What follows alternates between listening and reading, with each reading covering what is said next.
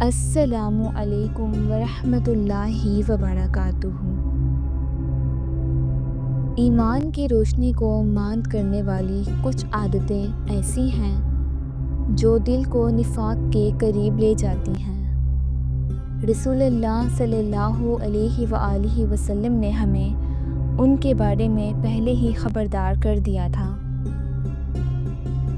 روایت ہے عبداللہ ابن عمر سے، فرماتے ہیں کہ فرمایا نبی صلی اللہ علیہ وآلہ وسلم نے، جس میں 4 عیوب ہوں وہ نرا منافق ہے، اور جس میں ایک عیب ہو ان میں سے اس میں منافقت کا عیب ہوگا جب تک کہ اسے چھوڑ نہ دے۔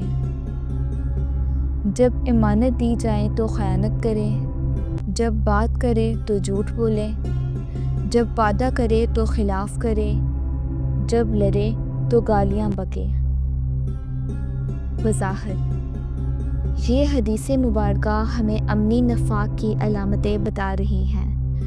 کبھی ایک چیز کی بہت سی علامتیں بیان کی جاتی ہیں، کبھی کچھ کم یا زیادہ۔ اس سے پچھلی حدیث کی نفی نہیں ہوتی۔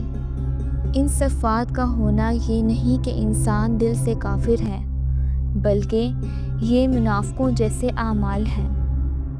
اللہ تعالیٰ نے فرمایا ہے، اقیموا الصلاۃ ولا تکونوا من المشرکین، یعنی ظاہری اعمال کی بھی اہمیت ہے۔ اسی طرح رسول اللہ صلی اللہ علیہ وآلہ وسلم نے فرمایا، من ترک الصلاۃ متعمدا فقد کفر۔ مطلب یہ ہے کہ بعض اعمال کافروں جیسے ہیں، اگرچہ کرنے والا دل سے ایمان رکھتا ہو۔ اس حدیث میں خاص طور پر تنبیہ کی گئی ہے کہ خیانت، جھوٹ، وعدہ خلافی اور گالی دینا، یہ سب ایسے عیوب ہیں جو انسان کے ایمان کو کمزور اور نفاق کے قریب کرتے ہیں۔ خاص طور پر گالیاں دینا، چاہے دشمن ہی کیوں نہ ہو، اسلام میں ناپسندیدہ ہے۔ حتیٰ کہ فرعون اور حامان جیسے دشمنوں کو بھی گالی دینا برا کہا گیا ہے، کیونکہ اس سے دراصل اپنی زبان ہی گندی ہوتی ہے۔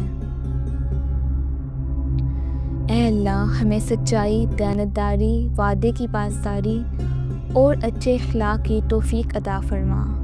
یا رب، ہماری زبانوں کو گالی اور برائی سے پاک کر دے اور ہمیں اپنے محبوب بندوں میں شامل فرما۔